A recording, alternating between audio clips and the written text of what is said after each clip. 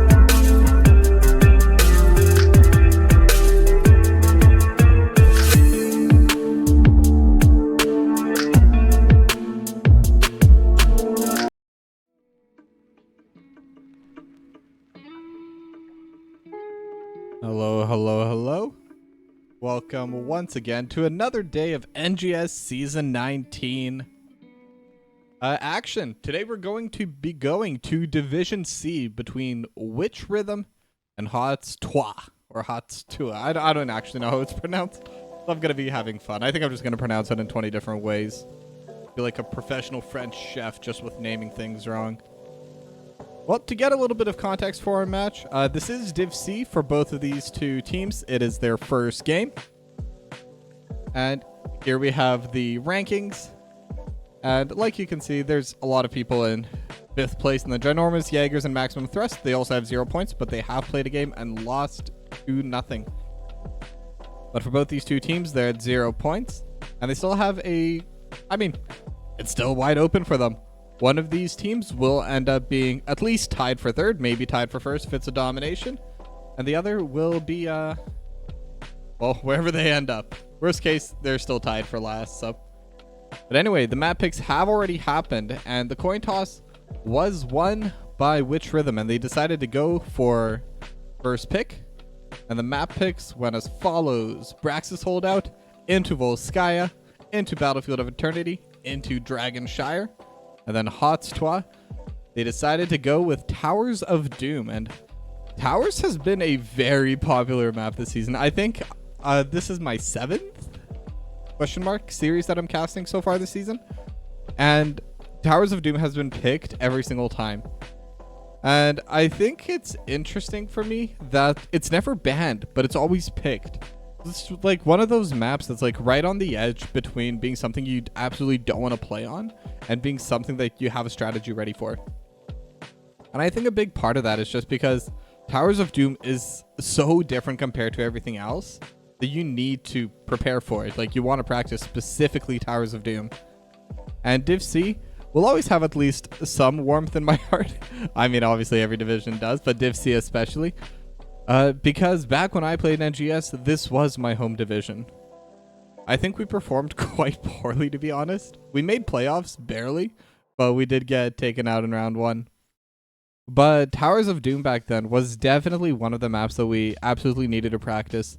Every other map has like some semblance of similarity, I guess, because you can always backdoor on those maps. You really can't backdoor as well in Towers of Doom, because even if you do manage to get one of the bell towers, it's great. Like, it's a fantastic thing to do. But if you're losing bot side, it doesn't really matter because you can't actually get any points there. So it's kind of one of those maps where like you really do need to practice it. You want to come up with specific strategy. And I'm guessing that's why neither team wants to ban it and is always ready to play on it. Because if they ban it, then basically all that practice has gone to waste. But they've practiced it, so they definitely do want to play it. So the same, I'm sure, is true for every single team. One map I'm surprised that I haven't yet been able to cast a game on is Braxis Holdout. And I've seen it on a couple of other people's streams. I believe Peldor was casting a game from there. But yeah, I think that's all I can really say for now. It does look like the players are ready. So we should be going in shortly to draft number 1 between Witch Rhythm and HoTS Tuah over in Towers of Doom.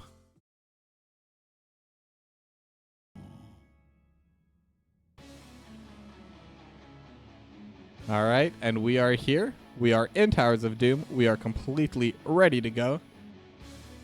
And I believe I have cast a couple games from Witch Rhythm, and I recognize a lot of the players from HoTS Tuah. I think I've even played with a couple of them in solo queue, because, like I said, this is about the rank I'm at. I think I'm a middle Div C, like right center of the pack for it. But the bans already coming through. We have Brightwing getting banned by Witch Rhythm, and Diablo getting banned away by HoTS Tuah. And then Stukov going to be the second ban for Witch Rhythm. And it looks like they are just prioritizing getting rid of the healers, because those are 2 of the stronger healers already getting removed. And with that, there's not going to be too much... well, specifically with Stukov, it kind of removes blow-up compositions. They can still happen for sure. Varian is still a solid pick if they want to go for pick comps. But the Stukov is like the follow-up for that. They are waiting a little bit on the final ban, and it's going to be a Genji ban. Very interesting. Very...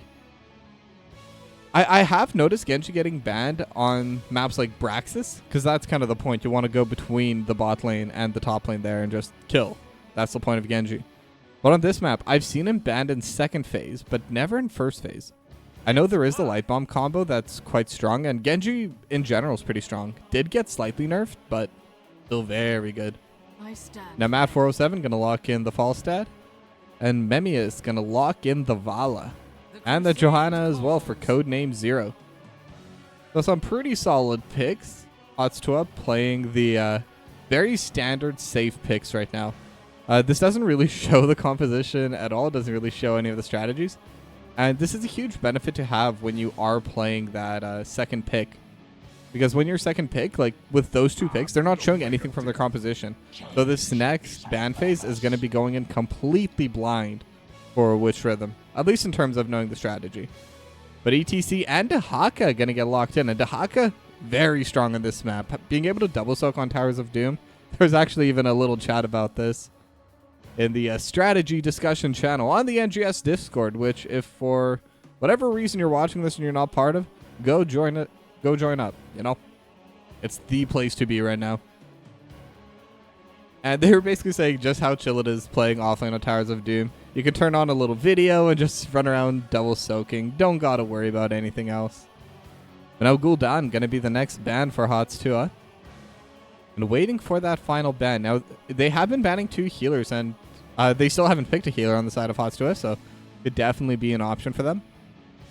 Instead, they're going to go with Leoric, another very powerful offlaner for towers. Very fast at double soaking, very fast at moving between lanes. And then once it does get to those later game team fights, Leoric brings a lot of value. It's such a powerful hero. Especially once that level 20 and Tomb hits. And it is going to be Chromie Anduin. Tuah really going with the blondes today. Johanna, Chromie, and Anduin, all 3. But that is going to get them a lot of backline damage. And Anduin is going to give them a little bit, or not a little bit, quite a bit of safety with that Leap of Faith. So they have range, they have flat DPS. This is a very standard team composition, but there's a reason why standard compositions, well, they're standard. It's because they're effective. They're going to be able to bring in a lot of damage. But we're going to talk about the Rhaegar that Ned's locked in. But Lunar is very good at breaking this composition. And Chen going to be the bottom pick. Okay, I'm not even sure which one I want. I'll talk about Lunar first. That one was picked first. Lunar is a very solid pick here. Deceptively very fast at pushing. And then stuff like Chromie and Vala, she can get on top of them so easily and has so much burst damage with that leap strike. But then at the same time, they needed someone to peel the backline, and Johanna can do that to some extent, but Chen is really good at it and is going to be such a menace. I assume it's going to be the Wandering Keg for the ultimate, but we're going to find out as we head into game number 1.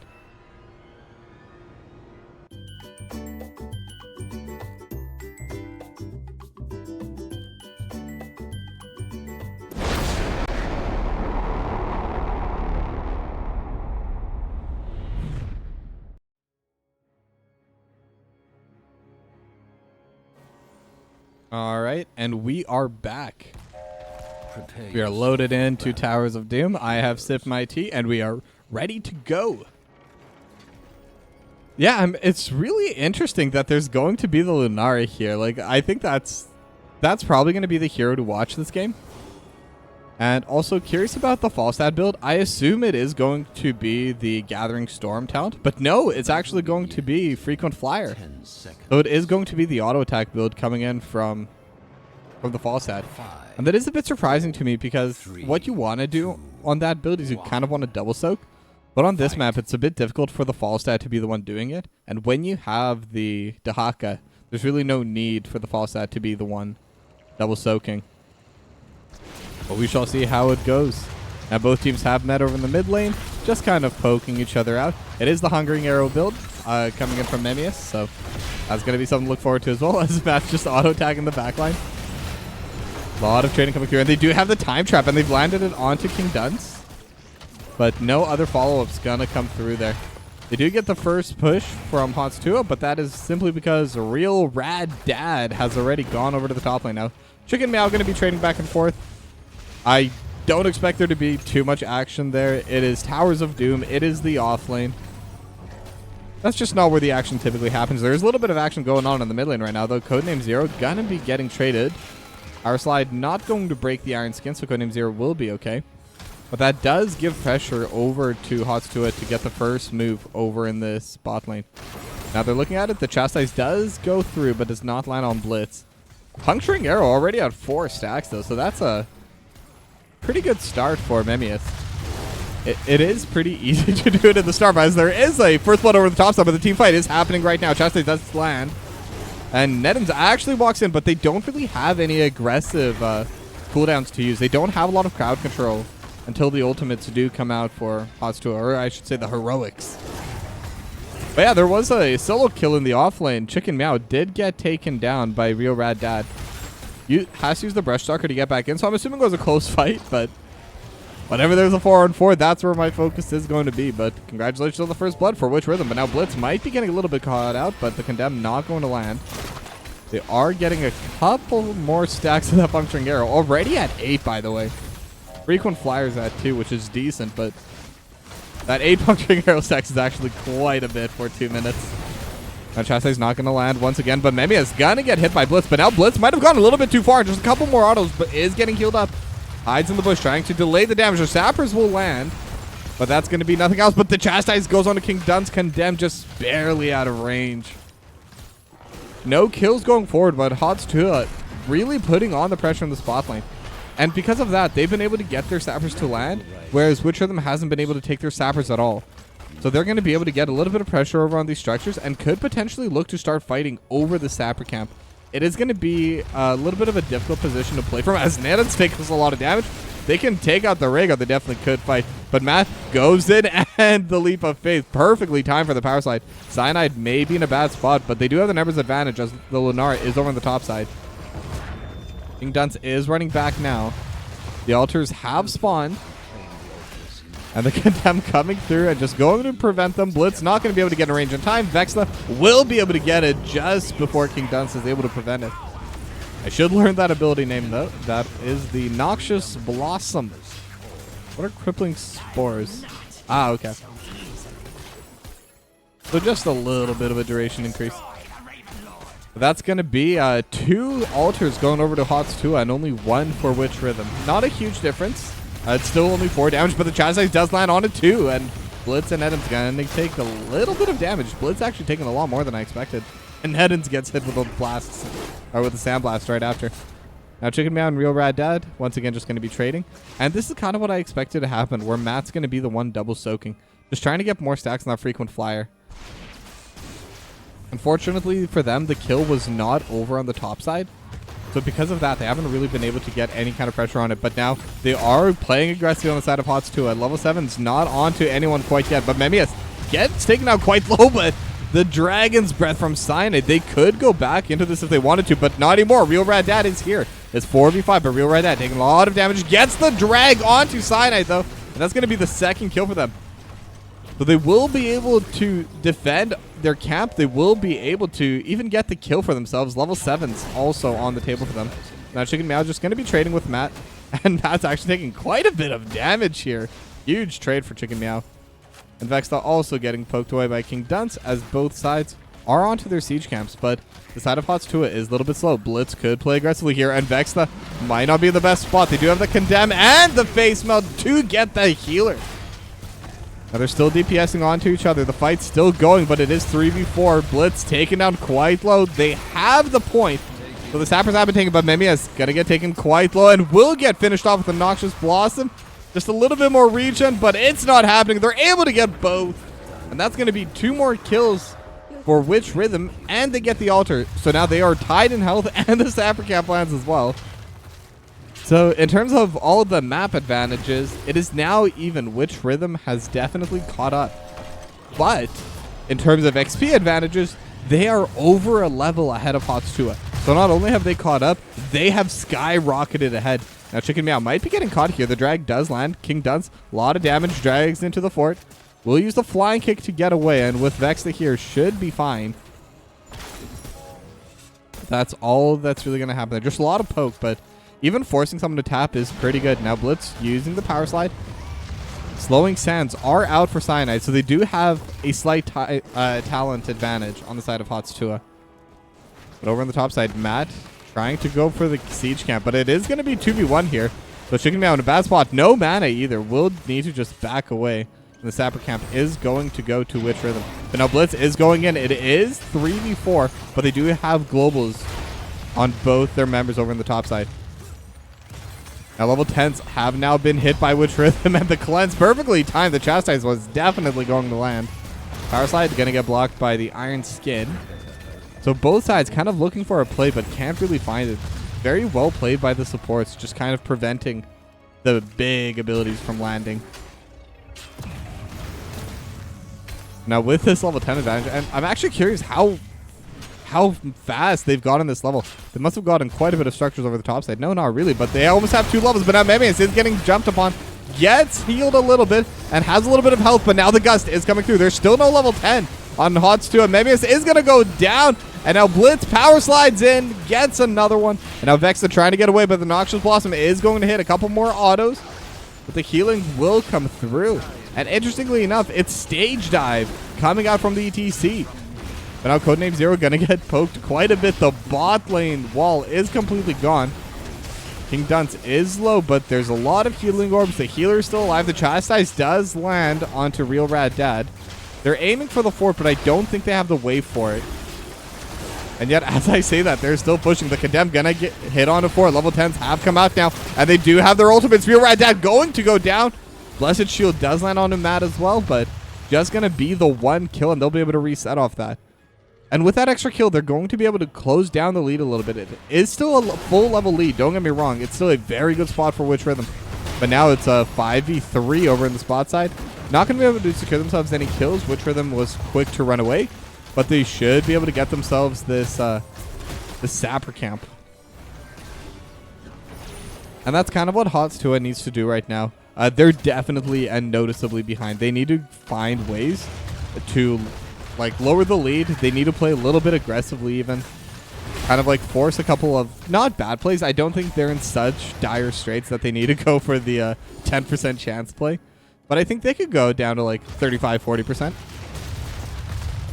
Right now especially, they're not behind until that level 13 talent comes in. In fact, they're slightly ahead because Here and There is going to be there for Cyanide with that level 11 talent on the Chromie. But this topside push, this is where things are really getting difficult. And this is the power of the Dahaka, where Chen cannot really match into this soak speed. I think that's why the Leoric ban was so big for Witch Rhythm. There's not too many characters that are standardly played that can match the Dahaka besides Leoric. Now Codename Zero is walking forward. They are going to be fighting over for this altar. They've already gotten theirs. Vexta managed to secure it over on the backline. And now it's 4v5 for a brief moment, but Rain of Vengeance does land. A lot of damage over on King Dunce as well. And the flight's not coming out quite yet, but Neden's going to be able to get the altar. So it's going to be 4 for 4. But in the meanwhile, Matt's just soaking up frequent flyer stacks and also getting damage as Memeus takes another Noxious Blossom. And now Blitz does come in with a face melt. And the drag lands over onto Codename Zero. Codename Zero tanky, but might be on the wrong side of it. Rain of Vengeance does come through, and King Dunce is going front, but the Ancestor healing not in time, so it's got to be a 1-for-1 trade. 1-for-1 trade's currently favoring HoTS Tuah, but the issue is this push, it was a 4v5. 1-for-1 and a 4v5 still definitely benefits Witch Rhythm.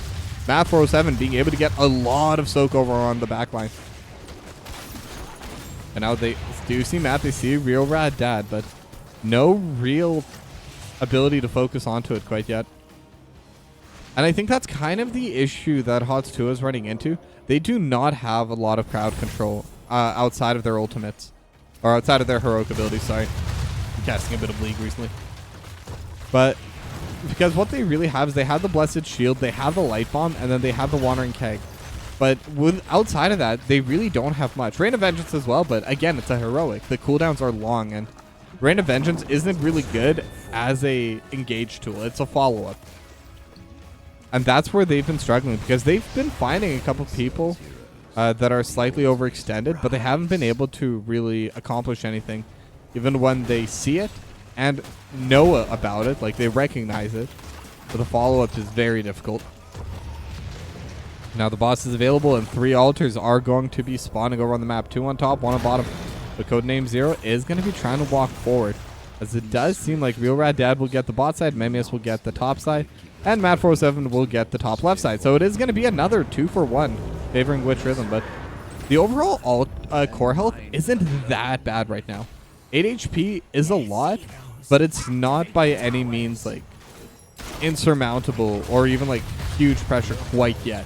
While they're still able to hold all their bell towers and they have been able to take back bottom, they're in a good spot. Now Chastise lands on the 2, but they're just delaying, just pushing, but the leaping strike is going to come through. King Dunce might be getting caught out and actually will go down. Light Bomb and Blessed Shield, Rain of Vengeance to follow. So many stuns, so when they are able to start fights, they can really get the fights going. Now Real Rad Dad taking a lot of damage as well, will have the silence, tries to throw out the isolation, but Cyanide is going to be back up. They're looking for more. Real Rad Dad taking so much damage. Ancestral Healing is going to come out.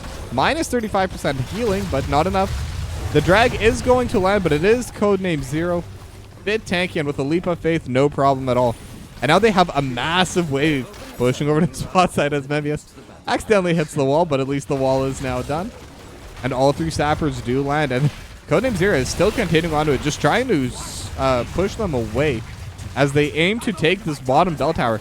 And just like that, the level lead has been finished, and apparently so have we for a bit as we go into a short pause. Yeah, whenever there's a pause, I turn the chat back on, and then I also get rid of the map just in case anyone's tempted to cheat. It's the NGS. Pretty much every player's super fair, but it's to remove the temptation. What we can talk about with this game, and it looks like someone has DC'd on the side of Witch Rhythm, and they'll be coming back shortly, but HoTS Tuah has had a major comeback with that last play, being able to get those 2 kills, and that's kind of what happens when you have that team composition that really relies on the heroic abilities to get anything done. If you're able to survive the onslaught on the side of Witch Rhythm, you basically have free pressure for the next minute. On the other hand, if you do miss it, or if you do get killed by it, they're going to be able to continue following up because they have so much power in it, and it is difficult to survive that combo. Leap Strike was used by the Lunara, or Leaping Strike, sorry. Went a little bit too far. But it's one of those things where with the Lunar, you kind of want to play that hard because that's kind of your job as the main carry. And especially as the Lunar, you want to kill the backline. Now, it does seem like they'll be coming back soon. So I'm just going to go back in here. And there we go. We are continuing on in the game. So not too long of a pause. But the bottom bell tower has been taken by HoTS Tuah. The level lead has shrunk. But Witch Rhythm still has the advantage in terms of core health. And that's something they could definitely try and pressure in. Now the fort is going to get taken over right now. And very luckily for HoTS Tuah, both the altars are over in the bot side. And Blitz taking so much damage will get the cleanse out. Another Wandering Keg does come through. Rain of Vengeance as well. Real Rad Dad going to get knocked over into the backside. But they do have Stasis. Stage Dive going to be coming through as well. And Blitz going to get stunned. And they do have Real Rad Dad stuck in the slowing stance. And no one going down quite yet. Rad Dunce solo. Sorry, King Dunce. And everyone's going to survive. And actually, Matt trying to steal this. They have gotten the bottom one by Memius. Chicken Meow just going to keep Matt away. And actually, they might get close enough. Yeah, they forced the Gust out. Not going to be able to get the kill, but forcing out an ultimate for essentially just walking. You'll take that any day.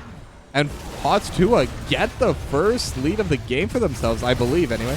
16-14, but now the fighting is starting again. King Dunce takes 2 blasting sand, or 2 sand blasts.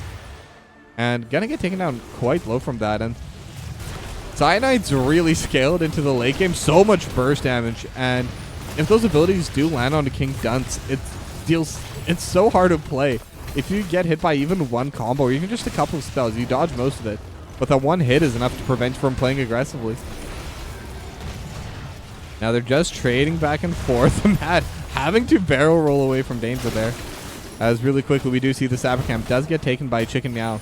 So even on the top side, it is starting to get won out by HoTS Tuah. And they're getting close to level 18 as well. And that is a big level for HoTS Tuah. Cyanide will have that Storm heroic. And wow, look at the burst.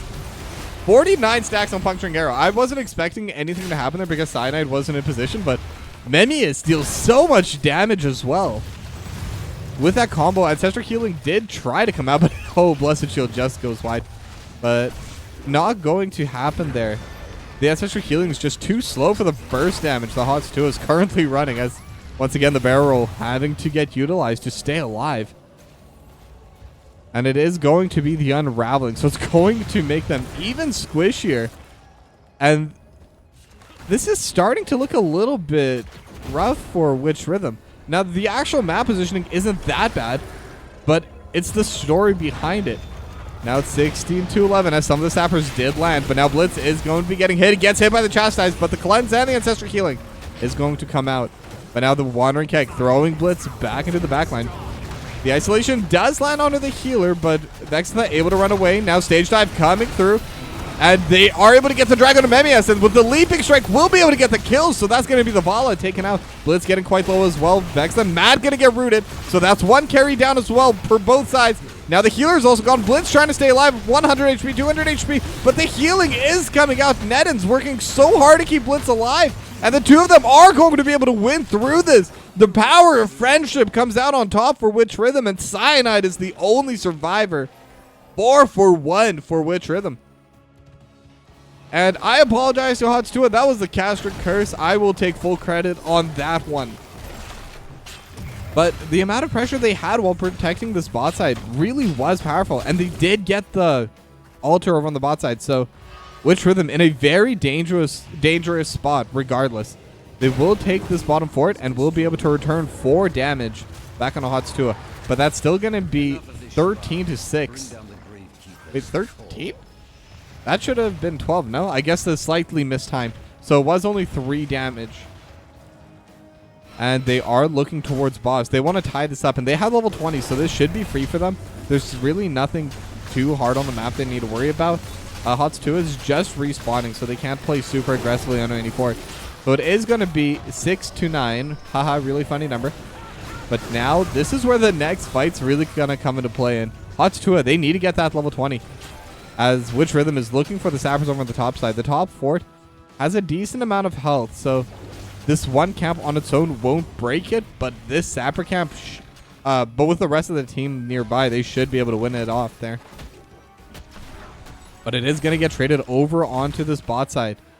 HoTS 2 is sending in every member except for Cyanide. Cyanide's still trying to hold the top side. Might be a little bit sketchy.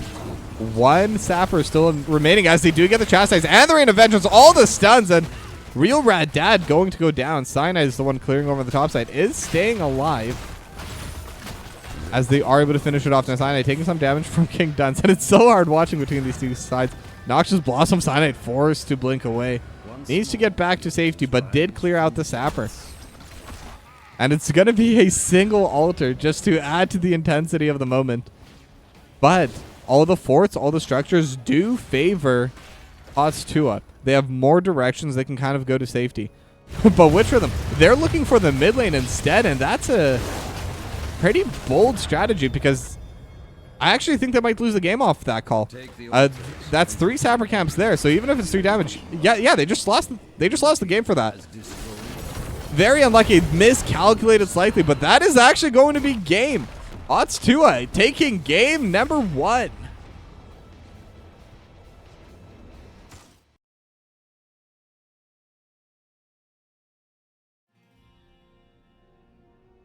Definitely an anticlimactic ending. I thought there was going to be a massive team fight over on the bot side.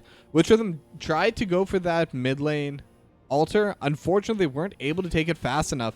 And HoTS 2 going to be able to walk in the sapper camp and take the bell tower. I'm wondering if maybe they didn't notice the sapper camp too, but definitely if you're on the side of HoTS 2, you will take it. A win is a win regardless of how it happens. And now we're going to go to a short break, and when we come back, it'll be game number 2. Don't go anywhere.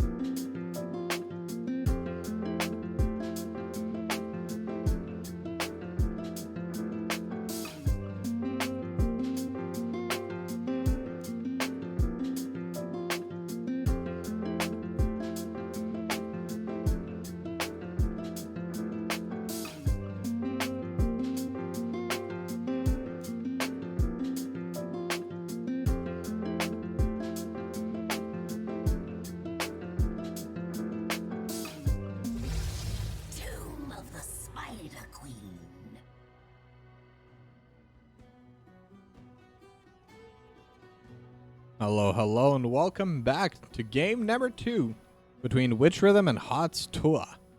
We are going to be going to Tomb of the Spider Queen, and before we go into draft, I would like to give a quick shout out to the sponsor of today's stream, Match Masters, the competitive match 3 puzzle game.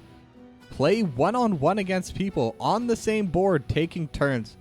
It actually does have a pretty high competitive level to it, so I know you're all in the NGS. I know you definitely would enjoy it, so feel free to give it a shot. Click the link down in the chat. But now, anyway, to get back to the draft, we have the Genji banned once again from HoTS Tuah, but this time Witch Rhythm going to ban away the Johanna. So they're not going to be able to have that blind. They're not going to be able to have that condemn, the blessed shield. Just a lot of power that comes out from that Johanna. She's able to peel super well and isn't really strong with the engage until level 10, but is still pretty good at it once the heroic ability does get unlocked. Now the variant going to get banned away by HoTS Tuah.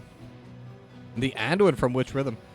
This is interesting because last game they had the Stukov ban and the Brightwing, and they decided not to ban neither of them.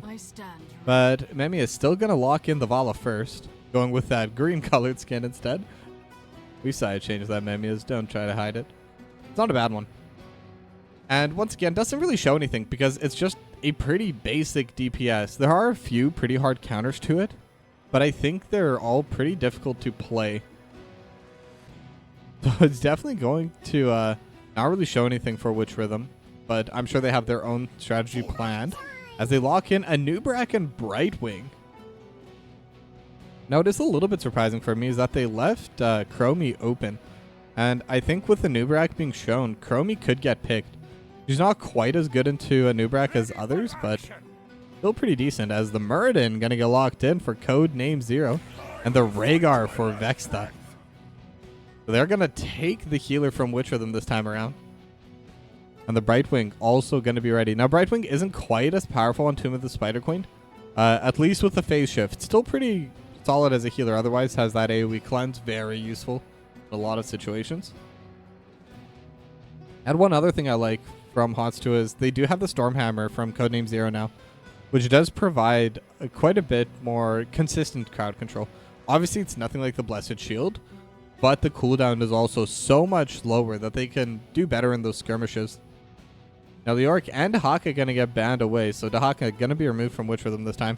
Real Rad Dad going to have to pick something else for game number 2. But for Tomb, Dahaka also isn't quite as powerful as well. Just because it is a smaller map, it's easier to move around. Double soaking can be shared between the two teams or even kind of done by the 4 squad instead of the offlaner. And now, next 2 picks coming in. Sylvanas and Gul'dan. I forgot about Gul'dan, but that was banned by HoTS 2 in the previous game. This time, Matt's going to be piloting it. And King Dunce switching from the Lunara to the Sylvanas. And Chicken Meow immediately locking in the Imperius. Really wanted to play it, it seems. And Imperius is pretty solid on this map. Has a lot of damage. And like I said, the wave clear isn't quite as important here. And once again, Chromie going to be locked in for Cyanide. And I think Cyanide played the Chromie really well last game. I'm surprised they managed to get through the entire draft, to be completely honest. And now Real Rad Dad has the counter in the off lane, but we'll see how much that will give them. But it's going to be the Thrall, and Thrall is an interesting choice. Has definitely shifted a bit more towards the melee assassin role, but it's still very viable in the offlane. And I think especially on a map like Tomb of the Spider Queen, where the offlane is more fighty instead of pushy. Those are professional terms. I think Thrall could be a very solid pick. I mean, Imperius and Thrall both want to brawl against each other. Nice little accidental rhyme. So it's really just going to depend on who's able to come out on top in those exchanges as we head into game number 2.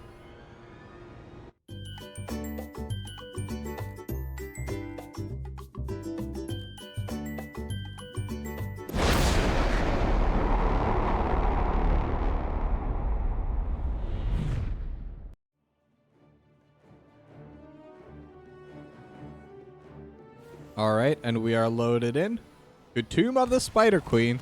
between Witch Rhythm and HoTS Tuah. Now, if HoTS Tuah win this game, they will get that 2-0 domination and the 4 points, which will tie them up for first place in the league, I believe, with 2 or 3 other teams. Now, Witch Rhythm definitely don't want to go to the bottom, so they're definitely going to try to win this game and bring a comeback to get themselves over those 3 points. And now, as for the talents, from what I'm seeing, most things... Oh, Echo Corruption is interesting. I don't see that one always.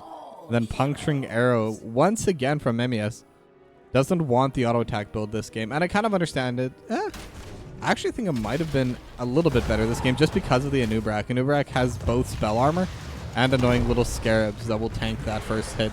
And Puncturing Arrow only buffs the first tick of damage, so you'll see still able to land it onto Blitz twice now. But Memius already proving me wrong. Corruption gonna land a little bit onto Memius. They are trading back and forth, and now Codename Zero and Chicken Meow both gonna run down just to get the pressure, and Vexta gonna run down as well. But the 4 core of Witch Rhythm gonna be grouping over to the top side, and they're not really getting matched. Memius and Cyanide are there, but not gonna get caught out in the rotation. But Vexta might will dodge away on the Impale. And Neddens is there gonna get hit by the Stormhammer, but it's just a Murd, and there's really no damage to follow up. Dragon's Breath gonna come out over the top a little bit too slow. As Neddens still getting targeted by Codename Zero. Codename Zero's really playing forward. I respect that positioning. But maybe it's just going to be trading once again with Blitz.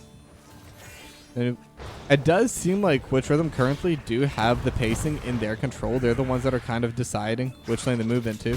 But that's getting a little bit broken here as Chicken Meow, Vexta, and Memius as well going to be taking the siege camp. Real Rad Dad is here, just trying to be a nuisance, but I don't think there's really any actual contest that they can do. But now Codename Zero gonna get hit by the Impale and is getting low, but no more cooldowns available to take him down. And with the trade, we'll be able to go back up with the tap as well. Black Arrow's gonna get utilized by King Dunce, gets a hammer to the face for it. And King Dunce is just gonna use the Haunting Wave. We'll be able to get away, and with the Pulse Heal, we'll be able to heal back up once Needens gets in range for it. And Needens walks up a little bit forward, throws out the Polymorph, just why not? But now Chicken Meow might be getting collapsed upon. We'll need to be careful, dodges out the Burrow Charge, but this isn't looking great for Chicken Meow. First Blood may be coming out here, uses the Spirit, but yeah, not really much to be said there, just gets caught out. Very good rotation from Witch Rhythm. And they're going to be able to get First Blood for themselves, but now Codename Zero also going to get hit by the Burrow Charge, and with his body blocking, it would have been a lot more. But they got the First Blood. They're gonna have the XP lead, and now Memius is behind, but Sylvanas is very difficult to catch out with the Haunting Wave. Just gonna be able to back off, dodges out on both of the Hungering Arrows, and is winning on those trades. And actually, Memius almost goes down. Cyanide there to cover, but good trade for King Dunce. But now the Bruiser Camp is getting started by Neddens and Matt 407. We'll need to clear away that Mage Protector Bruiser. Real Rad Dad throws out the dogs just to get a little bit of those last hits, but not going to be able to collect the gems. And now King Dunce taking a decent bit of damage here and is actually getting a little bit collapsed upon, but has the Phase Shift coming out from Needens. So we'll be okay moving forward. Cyanide actually going to be able to sneak in the gem turn in. And they've been doing that the whole game, already at 39. Now Needens getting quite low. Doesn't have the blink heal yet, so if they can get another stun, but unfortunately no cooldown available. But now Memius is getting taken out quite low, and King Dunce trying to go for the play. Stormhammer gonna go wide. Bell Flame gonna get utilized. Same with the Corruption, so it's just a lot of damage coming out from Witch Rhythm. But once again, there's so much trading from both these teams, and they're both gotten so close to getting pickoffs. But they just haven't been able to. But now Matt walking forward. But it looks like they're aiming for the healer. Sitting at 19 gems. So Needens has a big target on their back. They're waiting in the brush, just looking for a play. And with the passive trade killing from Codename Zero, as they do have the Burrow Charge and the Impale coming out from Blitz. But Blitz is on the wrong side now. No more cooldowns. Matt is there to help provide some cover, help provide some positioning. And I forgot what this was. Celestial Charge. I knew it was a charge. I don't remember which. Because I always remembered it as the opposite of Diablo's Shadow Charge. But the red web weavers are going to spawn. Chicken Meow able to turn those in. And that's going to be the first real push of the game. Now King Dunce just going to use the Haunting Wave to get out of the bad spot once again. Blitz going to get healed up with the facial. But King Dunce actually going to get blown up by Memius once again. That Q build already at 15 stacks. So powerful. But they got the Celestial Charge on the Blitz. And Blitz is getting so low. But will be able to get away in time. A little bit of poke on the Needens as well. But all the cooldowns have already been utilized by that point. But even getting them low makes this defense so much harder. They do have the Pulse Heal. They did have the Well for Blitz, but that definitely does not make this easy. The mid lane wall already gone as Memius just tries to take out the walls. And now they're going to rotate over to the top side. Matt is here to cover, and Gul'dan is quite good at covering against objectives and bosses. But Matt able to just get the corruption on it. Needs a few more hits, but I think this wall at the very least is going down anyway. Now Blitz is here, throws out the Impale, not going to land onto anyone. Now we'll check the damage, and yeah, they've managed to take out all 3 walls on the side of HoTS Tuah. And that's going to give them a lot more pressure. It's going to give them a lot more room to play with. But now Witch Rhythm, they do have enough gems for turn-in, but one of the difficult parts is that 24 of them are Needens. And Codename Zero just dodging on everyone with a fancy feat is going to get Polymorph. Can't dodge that. Will jump away. And with 40 HP, will survive. But King Dunce going to go in with a Haunting Wave and just gets the last hit. And with that, they're able to also get the pressure for the Web Weaver. So forget everything else I've said. These players know better. Witch Rhythm gonna start pushing, and let's see how much they can get on the return. Level 10 is gonna be coming out from both these two sides, and it's actually gonna be Temporal Loop on Cyanide this time, as Matt takes a good chunk of damage from the Dragon's Breath. King Dunce gonna land the Mind Control, but they do have the Ancestral Healer coming out, and will come out in time. But now the Horrify is gonna push Vex to the back, and with the Impale, they saved Cyanide, but at what cost? A very big self-sacrifice coming out from HoTS Tuah, but now with the Time Trap, they will be okay. But King Dunce actually jumps into the back. They do have all the combo coming through with the stun as well. Just a little bit more damage is needed, and King Dunce is going to get hit by the fort. But in the back line, both go down. I'm not even sure what that was. That must have been something like the corruption or maybe some damage from the Web Weavers, but 2 kills in favor of Witch Rhythm. They get the fort too. And Chicken Meow was fighting against Real Rat Dad. Takes a lot of health, or it takes a lot of damage for it, but Real Rat Dad out of mana, but the bottom wave is gone. And the mid lane wall is gone as well. So Witch Rhythm definitely coming out on top with their first set of Web Weavers. Gonna have almost a full level lead after this play. And now they're gonna be able to take down the last bit of the wall. The Web Weaver is gone, and the fort's gonna get taken down to actually less than half HP. And there's so many of the little minions and the little spawns. 1/5 HP. I'm surprised how much they were able to get with that. You know, Matt and Real Rad Dad working together to take this bruiser camp, make it their own. Codename Zero looking for the play as well, but not going to be able to find it quite yet. Now we do have a short lull, but Blitz has been able to turn in 17 gems. They do have enough for the full Web Weavers, but they're going to need basically all of them turned in at the moment. Chicken Meow trying to clear over this mid lane as there's a little bit of trading over the bot side. Mind Control does land. Memius is going to get saved by the Ancestral Healing. Cleanse comes out as well. A little bit of fighting over the mid lane as well, but neither side going to be going down. Bot or mid. A Real Rad Dad and Nadens trying to turn in. Real Rad Dad does get interrupted, and Nadens does as well, actually. And more damage, but the Cocoon lands on the Cyanide, so they have to fight over this. The Earthquake coming through as well. And they have to stun the Impale onto everyone over the backline. Vex that's getting down so low. Celestial Charge just comes through. It's 1-for-1. Cyanide is still alive. Memius is still alive, but very low. Will go down. And Matt trying to survive. Phase Shift is going to come through and will come through in time. But now they're all taking so much damage. They have the Celestial Charge and the Sandblast working through. It's 2-on-2 now. And now King Dunce is still alive, and that's who they're going to go for. And they're going to be able to get him down. HoTS Tuah barely comes out on top. But that is going to be a 4-for-3 in favor of HoTS Tuah.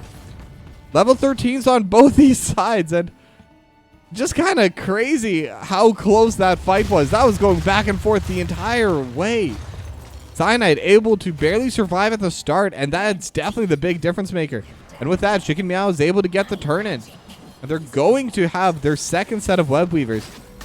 The only difficult part is that they're not really going to have the wave set up for it. They're going to have to push it out a little bit first.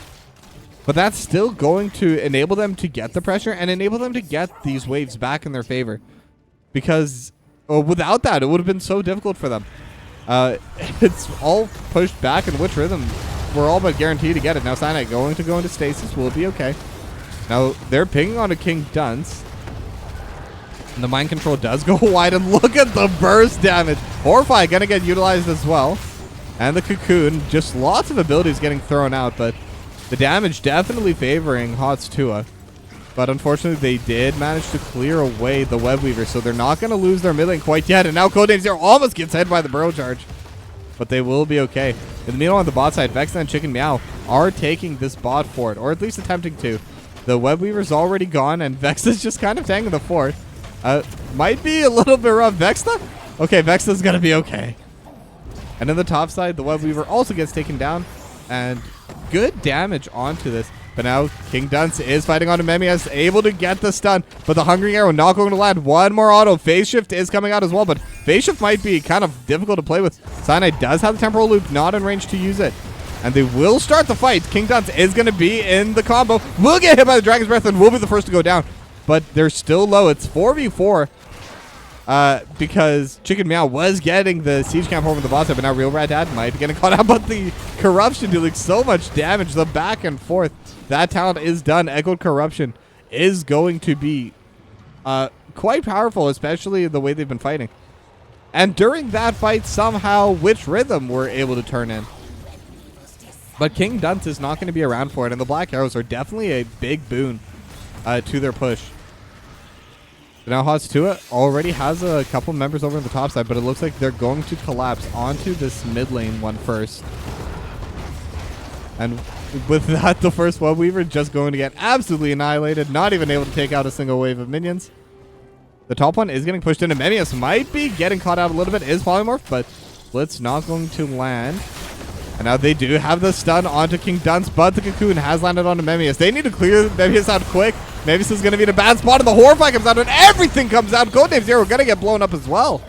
And it's 2-0. They're able to get another double stun. Cyanide and Vexta trying to run away. The Polymorph lands onto Vexta, and the Impale will be coming back out soon, and the Impale does land. Cyanide going to get healed, but they're still able to get Vexta. That's 3-0 in favor of Witch Rhythm, and now they're still going. Cyanide is still trying to survive, but Real Rat Dad able to land the Wolves. The stasis comes out, but it's just going to delay the timers even more. The Black Arrow's already there. The time trap just delaying for even longer as Cyanide will go down. But now the keep is the thing that's getting attacked, but the wall's still not completely down, so they're not going to have any minions coming out quite soon. But with the Anubarak Sylvanas combo, they should have more than enough damage to just completely clear away this top lane keep. And they were able to do that without any minion wave. The minions will finish off the wall afterwards. And the boss is available. They could play. Without Cyanide, it's a lot harder for HoTS Tuah to try fighting this. But they are going to try. They do have the extra stun on Memias. Rain of Vengeance not going to land. The Stormhammer will hit onto Blitz. But Matt and King Dunce just kind of hitting it on their own. The Blink heal to keep King Dunce in a bit of a more normal level, as the boss will get finished off, and Witch Rhythm in a good position here. But now in the mid lane, they're going to be clearing out these minions. Bot lane, the waves are all in pretty bad spots. They don't have enough for another set of Web Weavers though, and if they're not pushing with the boss, it looks like they're just gonna kind of use that as pressure to force someone to go back, just to be able to cement their map control.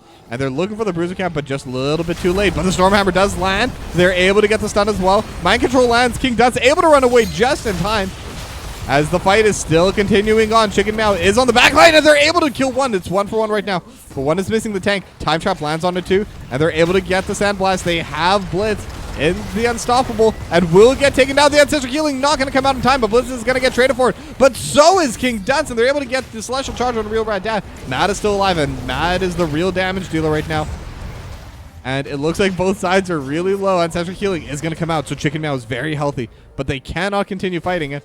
The core is actually taking good damage from this. I don't think it will be able to finish the game, but the back door is quite easy and possible now. 30% left on the core, 27. So if at any moment HoTS Tuah gets a little bit complacent with the map state, Witch Rhythm could end very fast. This core is really not healthy right now. But HoTS Tuah were able to win the fight. They're able to get themselves a little bit of the gems back, as Matt does turn in a lot. So it's now 32 gems already turned in for Witch Rhythm. Now with that, they're going to just kind of try and get the waves back in their favor. I think they really need to get this mid 4. They just need to get some waves to slow down Witch Rhythm. And Vexta just going to run in and lightly slap that, and that's all that was needed. Now they do have the force in their favor. Getting the top one, arguably more important, and definitely something I'm sure they want to do. It's just not something they can do quite yet. But now the side of Witch Rhythm bringing all 5 members here, and they know that it's 4v5. They're able to get the stun onto Vexta. Vexta is probably more horrified into the team. And just like that, the healer is gone. Vexta's gone. And they're also looking towards the Murd, and all 5 members here. Codename Zero gonna get by the mind control and the earthquake over top. Avatar's gonna get popped, but it's just going to delay the inevitable, and even then not by a lot, as Witch Rhythm get another 2 for 0. Level 20s are available. This could be their moment to try and push for the end. But no, they're just gonna try shoving out through mid lane. Blitz looking for a play. The Impale will land, but not on the target they were looking for. Chicken Mail looking for a play as well, but both these teams just kind of running around looking for angles, but Witch Rhythm has definitely had a better time finding them.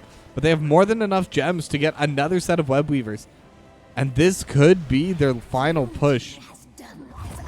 The core is low. The shields are quite strong, so it's still not super quick. But having 3 cores as the mind control goes wide, but it's a 15-second cooldown, so you can basically throw it out whenever you feel like it. But now Chicken Mail going to get stunned up, and the Impale fall up, and that's going to be a 3rd member down. Surely this is it.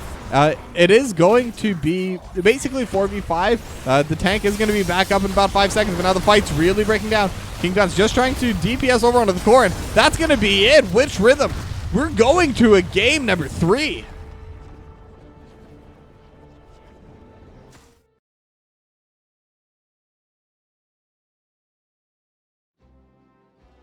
And they were able to have a much more controlled game 2. And with that, they're going to be able to win it for themselves and force the game number 3. So neither of these 2 teams are going to be the bottom of the pack. But this also means neither of these 2 teams will be tied for first place after week 1.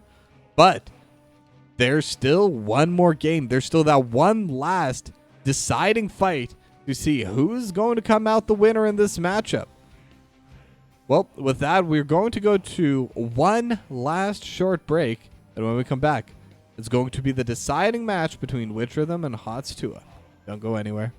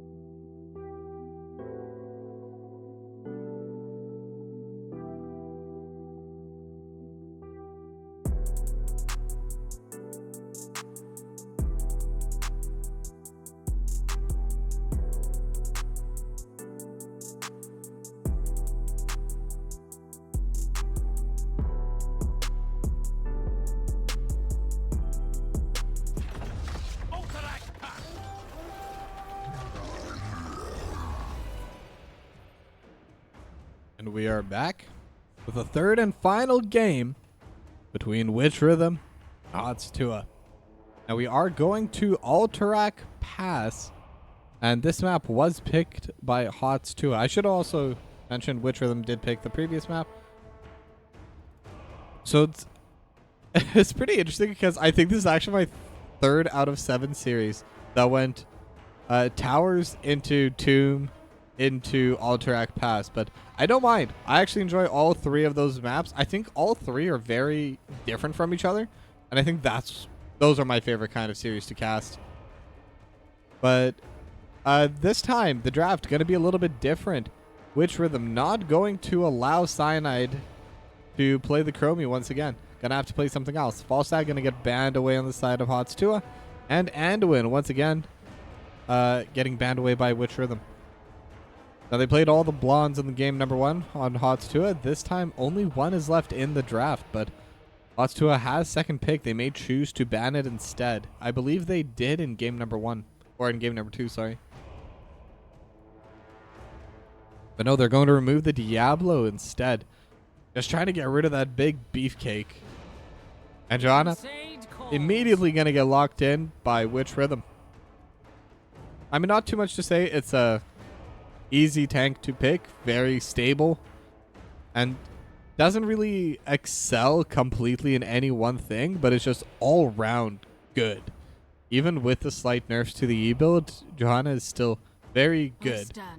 Memmius, on the other hand, doesn't need to learn any other characters, can just keep playing that Vala. 3rd game in a row, but if it ain't broke, don't fix it. And Chicken Meow on Muradin. This is interesting because Codename Zero has played the Muradin in game number 2. Chicken Meow has been their offlaner. So I'm wondering... I'm not going to think too much about this quite yet. I want to see everything else, but that is something interesting to note. Codename Zero has been the tank for the first 2 games. As Nidan's going to take the Brightwing, and Matt407 going to lock in the Hanzo. And this is the first Hanzo we're seeing, and Hanzo is very good on this map, able to prevent a lot of the caps over onto the prisoner camp. Has a lot of range, can scout it, etc., etc. And then it also does help with the engage potential later on. One thing I'm noticing with this draft is that Witch Rhythm, they're kind of like HoTS Tuah was in game number 1, where they're a little bit reliant on their heroic abilities or any kind of crowd control. They have the polymorph and the condemn, but that doesn't really do too much. So I would like to see something either from their flexer or from their offlaner that is going to bring a lot more of that. Zarya Stukov from Cyanide and Vexta. They have a strategy, 100%, when you see the Muradin locked in. Okay, now I can talk about it a little bit, because is this going to be an offlane Muradin? Is this going to be a main tank Muradin? And if so, what is Codename Zero playing? Because there's still a lot of options available for them from that front. They do need someone that can offlane, though. But Kel'Thuzad and Malthael gonna get locked in for Witch Rhythm. This is such a different draft from the first 2 games. Samuro, that's what it is. I knew there was gonna be something. So once again, pretty low crowd control on the side of HoTS Tuah. I do like the Kel'Thuzad. That's gonna bring that extra little bit of control, or that low cooldown control that was missing from Witch Rhythm. I think between that and the polymorph, they'll be fine. But definitely lacking a little bit on HoTS Tuah. Reign of Vengeance is pretty good. Muradin has the Stormhammer, but yeah, these are very different drafts. So we're just going to have to see how this goes as we head into the 3rd and final game between Witch Rhythm and HoTS Tuah.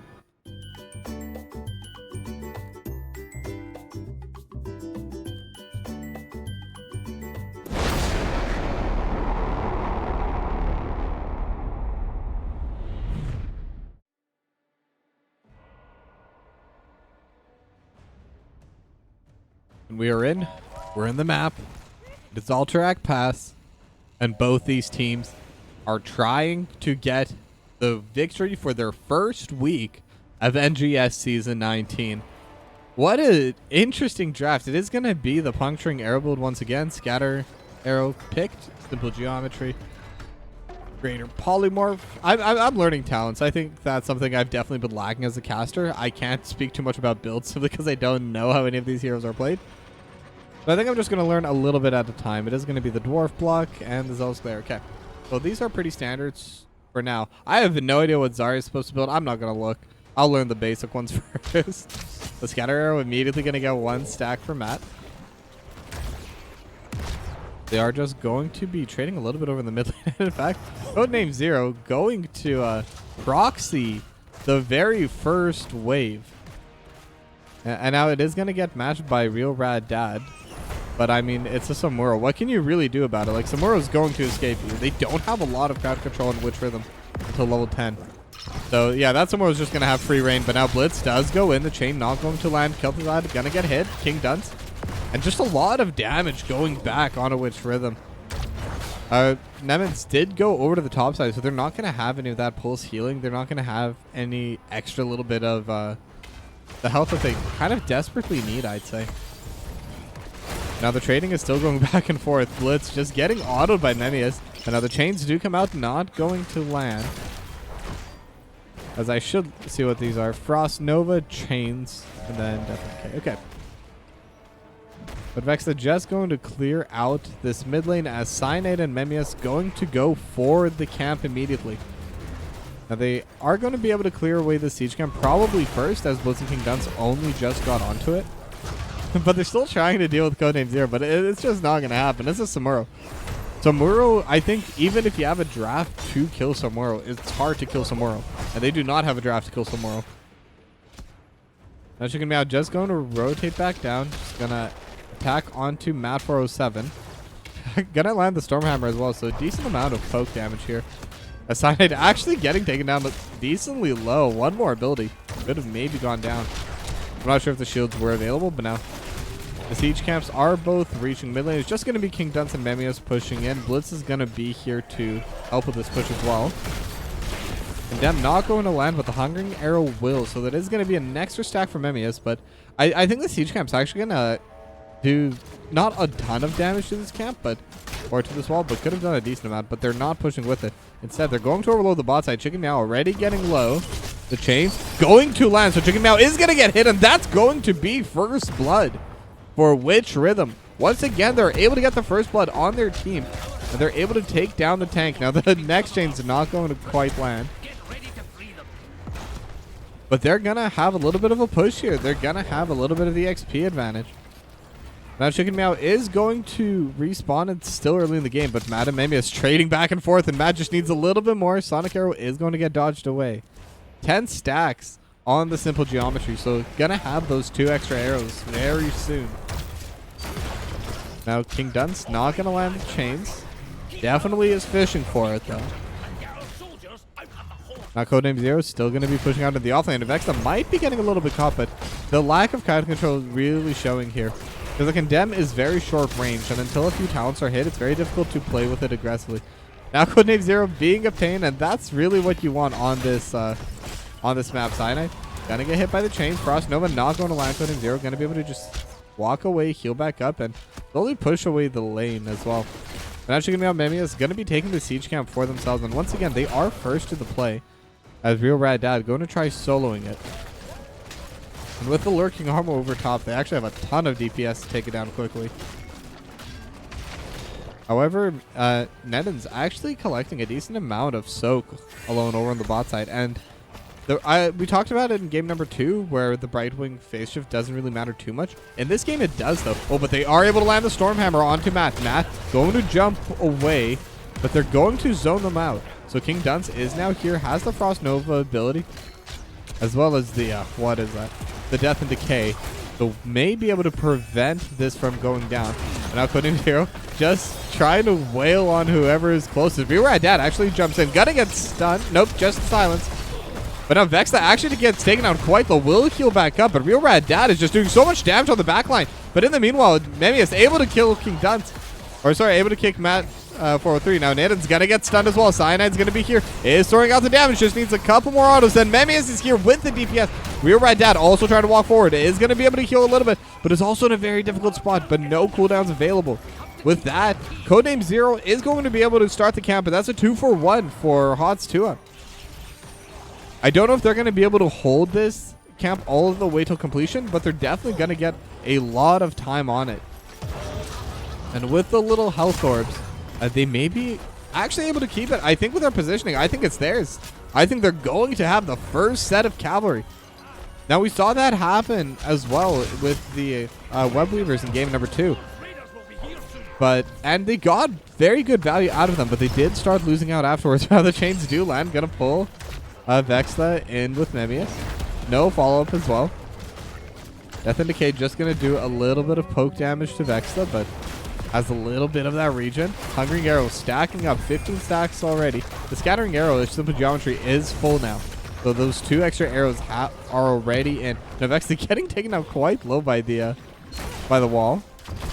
But as the healer, you're always near a healer, but they have a lot of poke onto Memi. It's not a ton of damage coming out from the KT yet, but it's definitely going to come once that level 10 comes through. Unless they do go for that crowd control ultimate. I'm not sure what either of them are called. I don't really get to cast KT a lot. But the fight is coming through. As Memi, they've already got the wall. They're going to get a little bit of damage over onto this mid lane fort as well. I don't think they'll be able to take it down, but they did get the entire wall. Bot side, mostly just the gate. And over top side, one of the cannon towers. So decent value. They got the gate in one of the lanes, and I think you're happy with it. It's not good. It's about what's expected from the first set of cavalry.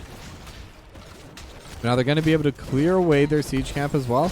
Which of them actually have the level advantage right now? Level 10's only now getting hit by HoTS Tuah. And that kind of explains why they had to play a little bit more passively. And it is going to be the Dragon Arrow. And it is going to be the Frost Blast. So it's going to be that extra crowd control coming out from King Dunce. As I'm once again going to be checking the ability names from that KT. But the Blessed Shield does come through. The chain's not going to land either. And a real right now trying to stand over the backline. Vexla going to take it down so low. Gets hit by the Frost Orb with the Extended Arm. And now the Dragon Arrow also going to get blocked by Memius. But Vexla is very low, but will be able to just back away with the extra healing. And so much damage with these Hungering Arrows over top.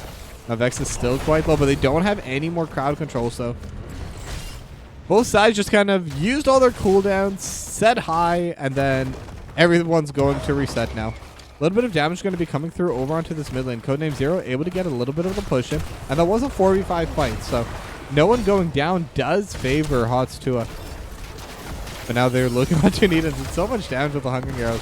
Memius at 24 stacks now. I believe that is the only infinitely stacking talent in this game, so that's the one I'm going to be paying the most attention to. Now the Condemn lands on a 3, but no follow-up. Blitz gonna get hit by the Rain of Vengeance. Just a little bit of poking back and forth, but now the Blessed Shield does come through. They have Nidans coming out on top as well. And interestingly, it's not Avatar, but doesn't matter right now. The Frost Nova is going to land, but it's just going to be onto the tank. Now King Dunce is stuck in the Gravitron. And everyone, once again, is so low on the side of Witch Rhythm, but they're able to kind of keep the damage going between them. But the Hungering Arrow dealing a ton of damage to Blitz. But yeah, it is the Haymaker coming out of Chicken Meow. Definitely not what I expected. I do maybe it's because it's into the Malthael. It's not quite as valued. The last strikes are still going to deal a ton of damage, which does give the Haymaker quite a bit more value. And it does also give them the extra stun, which is something they're lacking quite a bit. Now Memius and Chicken Meow, once again, both teams just going to be collecting their siege camps. This has been an absolutely tight series, and neither of these two teams has been scared to fight. But I think one of the big difference makers right now is the HoTS Tuah has Codename Zero on the Samuro. And it's only a little bit of damage at a time, but this will add up. And once a couple of the forts go down, it's really going to start making a difference. Now, level 13s have been hit by Witch Rhythm, but now going to get matched by HoTS Tuah. So the fighting is ready to pop off. Codename Zero just going to use the Blade Storm. I believe that's the name, Blade Storm. Yes, Blade Storm. But also taking a decent amount of poke from Matt. Now they have the chains, and they landed, and the Dragon Arrow, and the Frost Nova, all onto the healer with no cleanse. But Matt 407 is stuck in the Gravitron, but not going to get followed up on. Blitz trying to survive, is standing in the front line, but might be a little bit. Nope, no worry at all. The phase shift does come through. Needham's able to get that heal.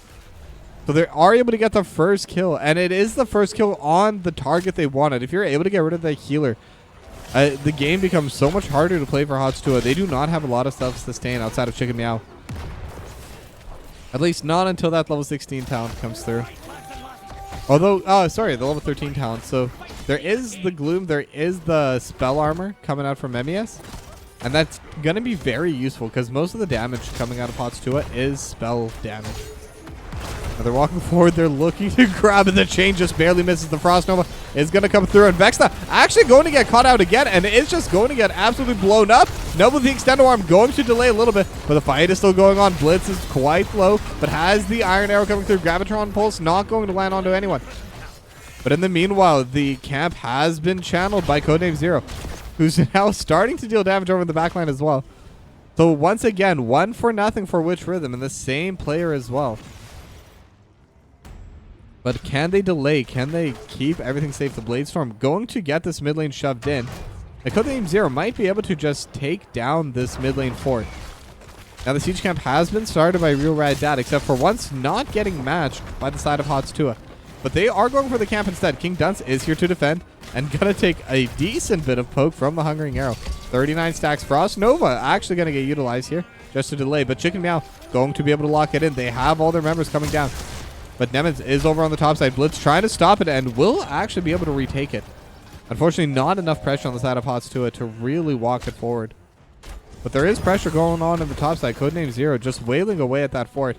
Because of that, Witch Rhythm trying to play aggressively. Blitz is here. They have the Blessed Shield and the Dragon Arrow over top. But in the backline, the Gravitron burst. King Dunce going to get blown up. But Vexen, once again, the healer goes down. But this time, they're also able to get onto Memius. It's just Side and Chicken Meow. The fighting is still happening. Real Rad Dad getting taken down quite low.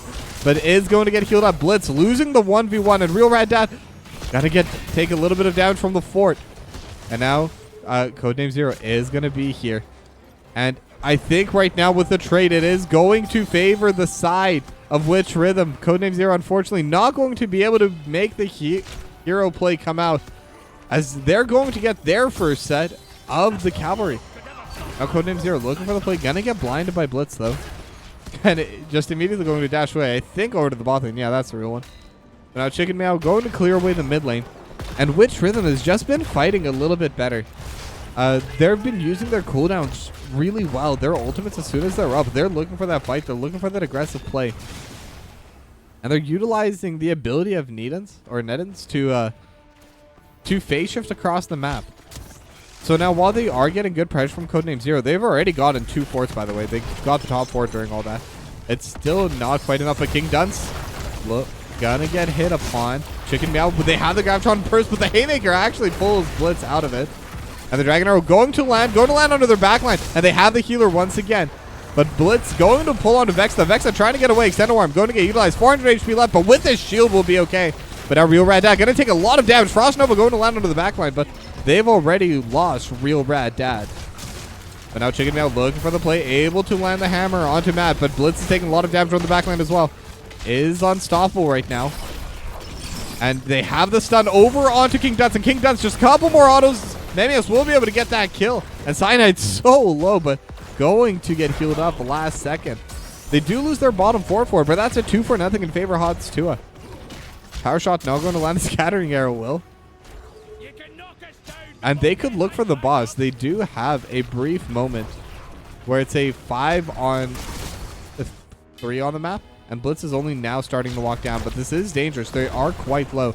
They have the shields from Cyanide. They have the healing from Vexta. But they're going to have to fight here. Now Needance is walking forward. They have the stun as well. Blessed Shield utilized. Who's going to end up winning this? The Frost Nova is going to land over the backside. And they've lost 2. They're trying to stand.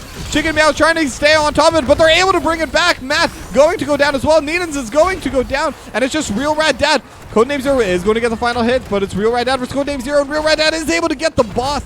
And Codename Zero is slowly burning down.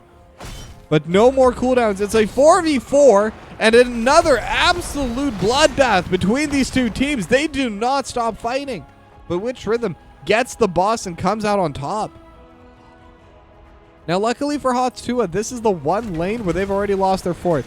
So it's not going to have quite as much pressure as if it was over in the mid or top lane. But taking damage on this wall and potentially even losing it because they don't really have anyone that can clear it out super fast. Codename Zero is definitely going to try. But over in this top side, there is a little bit of a push happening as well. Just a little bit. But important to note that the pressure that Codename Zero had earlier on in the game is starting to apply pressure on its own now. That's what we call return interest, compound interest from Codename Zero's place. So the wall is going to get taken down and maybe even a little bit of damage on the fort. I'm surprised how much this boss is getting. Now the siege camp is going to go down as well, but good play for Witch Rhythm. It's only a slight extra lead from that play, and in fact, XP-wise, they are not up. Level 20s are going to be coming up soon for both these two teams.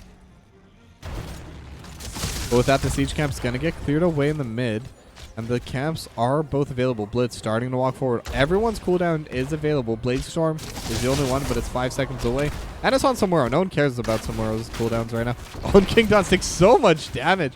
Both Hungering Arrows just flying between them. Phase Shift gonna get utilized. Nidens needs to be here. And with that, they can start playing to delay, but no, Chicken Meow goes in instead. It's 4v5. Gravitron not going to land onto anyone. Frost Nova does land over the back lane, and they have the stun. Every cooldown unit's utilized onto Mamius, level 20. And that's the cooldowns they're trying to utilize. They have the vault. They have the extra place. And now Matt in the backline trading against Mamius. But Mamius just trying to run away. King Dunce not going to land the abilities. And Matt gonna get finished off. Chicken Meow's here with the stun, but now Codename Zero has reached the backline. And Mamius goes in with like 200 HP, and they're able to get the kill, but now it's just needed. It's gonna use the blink heal to jump away, but that's a 3 for nothing. Sorry, 4 for nothing. Maybe even a 5 for nothing if they're able to get onto Needens, who does use the blink heal, and Chicken Meow has the hammer, will land it, and that's the play they need. Well, a couple more autos, and they're going to get all 5 members of Witch Rhythm down. A 5 for nothing, and they have a wave in mid lane. It is Alterac Pass, so they're not going to be able to win off of this, but they're going to be able to get a lot. They're going to be able to get the camp. They're going to be able to get the mid lane wall, probably the keep as well. And just an absolutely insane team fight. As soon as that level 20 hit, they went in, and that's how you utilize your timers. And that was a very brief timer. That's not something I'm used to seeing from Div C. This was very well organized. They were ready for it, and they even were confident to go in 4v5 because Codename Zero wasn't ready for that. Codename Zero was all the way in the bot lane when that fight first started. But now they did have that fort get taken down as well. There is a wave shoving into them, so the cavalry's going to have to deal with that first, but they should be able to. Now the real siege is going over to the top side, and they have the Frost Nova landing onto Vexta. But that's going to be a pretty big cooldown utilized. I think they were hoping to get it onto Vexta a little bit faster. The Extend Orb going to be used as well. That one has a shorter cooldown. And both these two teams just kind of vying for a position right now. Blitz trying to walk forward, but going to get hit so hard with these vaults. Just all of these resets on the Hungering Arrow. 54 now. 54 extra stacks. That's over 300 bonus damage on that first hit. So that's going to be a ton of DPS. Now they're able to clear out the basic wave, but the cavalry's still going to be landing forward. You don't have too much range to really get onto this stuff. The Blessed Shield does get utilized as well just to help buy time for this pressure. Blitz going to get stunned up, but no further follow-up is going to be happening. They got the fort down to half HP, and they did get the wall. So it's still good for them, but they definitely would have wanted to get more. Now Needham's just throwing out the Hungering Arrow onto everyone they see in the backline. And now Blitz walking forward, looking for the aggressive play. The Extend Orb throws him to the backline. And the Dragon Arrow does land onto 3. Real Rad Dad going to utilize the Frost Nova only onto Vexen. But the Silence, the Grab Burst onto 4 members. Can they get anything else? No, it's just going to be Vexen getting taken down. And now Cyanide and Chicken Meow going to follow. And it's a 3 for nothing in favor of Witch Rhythm. But now Codename Zero is still pushing out the bot side though. So they are going to lose a second keep with the Bladestorm. Gonna stun up to prevent the Bladestorm, but it's already a little bit too late. Now Mimius currently defending over alone in this mid lane. There's not too much on the map. There is the boss camps if they want to go for that. And it does seem like Witch Rhythm is going to run over to the top side. But Codename Zero is going to just proxy this wave, and there's only one keep left. If they're able to get that in their favor, that's going to really help out with this push. And this push is already hugely favoring HoTS Tuah. They have 2 keeps. They have still 2 forts left on their side as well. This top fort is definitely going to go down with this boss, though. Don't get me wrong. So that's going to get even out a little bit. But with the wave setup the way it is, the Codename Zero is just so confident to walk through everyone. That's a Samuro play. That's how you know they play Samuro. And now with the boss over on the top side, the prisoner camp is going to be spawning over the bot side. Codename Zero is going to get that stun. Going to get that stomp out. But now Memius is going to get stunned up and finished off over the mid lane. And that's a really big kill to get right as the boss is pushing and the prisoner camp is spawning. Blitz is low, both on health and mana, so that might help out a little bit. And Cyanide actually landing a lot of hits with those grenades. But they're not going to go for the camp. They're going to go for the next boss instead. But with that, the side of HoTS Tuah is going to be able to get a little bit of that pressure onto the camp instead. But this boss is just absolutely demolishing over in this top side. Going to be able to get the wall. I think the fort will be able to defend on its own. But that's still something they do need to worry about. The Unstoppable going to prevent the chains. Frost Nova lands on a Chicken Meow. With his shield as well, will be okay. But now Real Red Dad looking for the play on his Cyanide. Is jumping over into everyone. They're just going to walk away. Just trying to build space, or so I thought. But they're going in on it. Haymaker going to get utilized as well. But now they have the Vortex coming in. They have the Silence on top, Lurking Arm. But not enough damage to kill Real Rad Dad. And without Memius, they just don't have the DPS to follow through on those kinds of plays. But Memius is alive now. And meanwhile, King Dunce is fighting Codename Zero. But now Matt gonna use the Dragon Arm, but it's taken down solo. He gets hit by the Lurking Arm, jumps over the wall. But Real Rad Dad is going to get stunned and will get taken down. Blitz, not a lot of mana, has the Iron Skin. But now if they time it right, they just need one Storm Hammer. But the stun's coming through. The Blessed Shield gets tossed out yet again. But that's going to give them the camp once again in favor of HoTS Tuah. And they should be able to steal this and the siege camp. We are at the 23-minute mark. Both teams are level 23. This is the hyper late game. But they have the silence onto King Dunce. No follow-up onto that Lurking Arm. Now, how much can Codename Zero really accomplish over? And Codename Zero brings the real one in to just attack onto the healer. And I don't think they realize quite yet. Nidans is getting taken out quite low, and they have the stun. Just a couple more hits onto the Brightwing, but the stasis will come through instead. In the meanwhile, the fight's happening over on both sides. King Dunce is trying to survive, but will be able to. They are able to get the healer, but now Blitz is going to be alone. So it's going to be tank for healer. Has the extra shield, but with the body blocks, with the slows, with everything that's been going on, it's still the 1-for-1. Healer for tank. But now HoTS Tuah looking to end the game here. The core is already at half HP. It will heal up a little bit, but a good chance that it doesn't heal up back to full. They're looking for the plays, and with this wave, they should be able to get that top camp as well. Now Cyanide is alone here, and it's going to be difficult for them because they don't have the healer. Now the cavalry has arrived, is starting to deal damage to the core, and it's dealing a lot of damage to the core. Wow, I did not expect it to be that strong, but Chicken Meow does get the stun over to King Dunce, but with the polymorph will be okay. Cyanide coming through as well. Memi is just trying to deal as much damage as possible. They're aiming for the core, but they just don't have it quite yet. Codename Zero is now here to hit onto the core as well, but it's going to be 7k HP left. Chicken Meow looking to get it, but there's just a little bit too much, isn't there? They are looking for it. It's going to be close. It's going to be 3k, but the cavalry will be able to do it. HoTS Tuah win 2-1.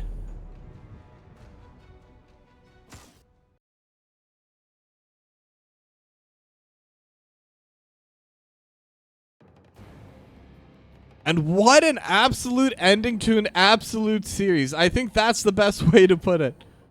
But HoTS Tuah able to get their first win of the NGS Season 19. It was their first week, so currently undefeated. No domination, however. So I'm going to quickly message them, see if anyone is up for an interview. But huge congratulations for them, and they played really well. So gotta give props where props are due.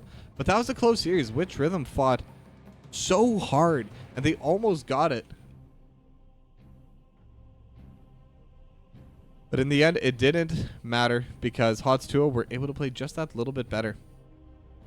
Yeah, I'm going to be quickly looking for someone here. Cannot promise that someone will join.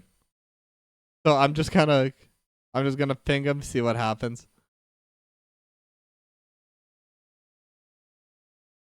Oh, and we do have someone joining. Hello. And for everyone wondering, this is Chicken Meow. Welcome. Yeah, thanks. Built it myself. But huge congratulations on your win. That was a very close series to say the least. How do you feel?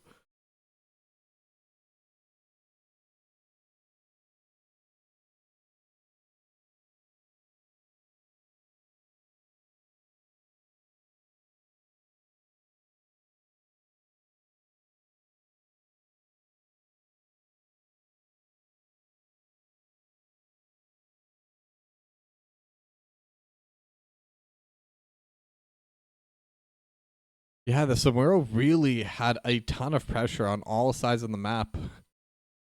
Because just kind of kept the waves pushing in and forced the other side, forced Witch Rhythm to really play overly aggressive to some extent. They had to overcommit in a lot of the plays. Was that part of the plan? Like, have you practiced somewhere? Or are you with this, or was this just kind of a in the moment spur? Oh, 1 second. There's actually a little bug. I'm gonna have to restart Discord real quick.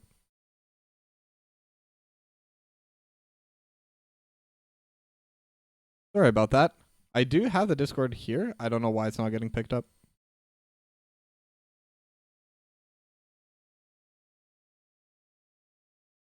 Hello? Sorry, give me one more moment. Okay, speak. Speaking. There we go. Okay, yeah, sorry. The OBS has been weird recently. They've been coming out with some patches. Mm-hmm.